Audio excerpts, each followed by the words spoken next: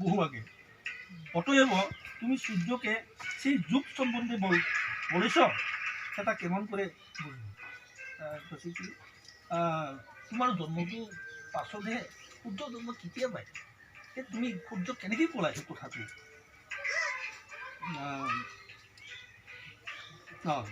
তুমি সূৰ্যকে সেই কথাটো কেনেকৈ ক'লে আৰু কেনেকৈ বুজিম সেই কথাটো বুলি ক'লে শ্রীকৃষ্ণ করে ভগবান বললেন, হে অর্জুন, আমারও তোমার জন্ম বহুবার হয়ে গেছে, মোর জন্ম তোমার জন্ম বহুবার হয়ে গেছে, এটা আমি ক'ব পৰা নাই। বিদ্যাশক্তির প্রভাবে আমি তা জানি, কিন্তু তুমি অবিদ্যায় আসন্ন থাকায় তা জানো না। তাৰমানে মই বিদ্যাৰ বলত মই ক'ব পাৰোঁ, কিন্তু তুমি অবিদ্যা তোমাৰ তুমি ক'ব নোৱাৰা। আৰু কৈছে, আমি সবার ঈশ্বর ও জন্ম মৃত্যু বিরহিত, আমি আপন প্রকৃতিতে আশ্রয় করে নিজ মায়া প্রভাবে নিজকে সৃষ্টি করি।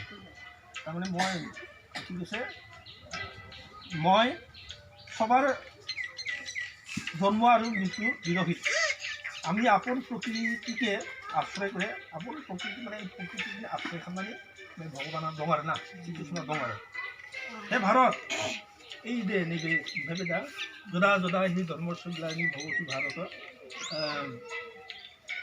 গ্লানি ভবতি ভারত উদ্বুদ্ধানাম ধর্মস্য তদাত্মানাং সৃজামিহম পরিত্রাণাং সাধুনাং বিনাশস্য দুষ্কৃতাম। কি কৈছে?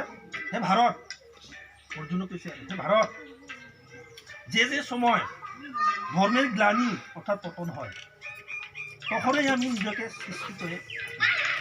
এতিয়া পৃথিবীত ধর্মের গ্লানি যাই, গ্লানি দি মানে গাইলে গাই সৃষ্টি খামনা লাগিল লাগি নিজের না, সাধুদের পরিত্রাণ, পাপীদের বিনাশ ও ধর্মকে পুনঃ প্রতিষ্ঠিত করতে আমি যুগে যুগে অবতীর্ণ হয়, মানে যুগে যুগে অবতার যাই।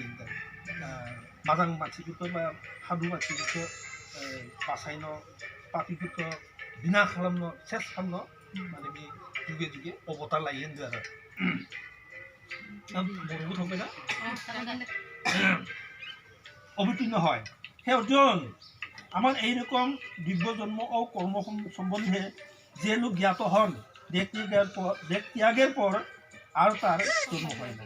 যে আমি মাবা করে তাই মানে মাবা খালামो, ইয়ার পুনর্জন্ম জানে। আমার মূল উদ্দেশ্যটো কি, আমি যে পূজা পাতল দিওঁ, মানৱ জীৱনটো হ'ল খুব দুৰ্লভ জীৱন।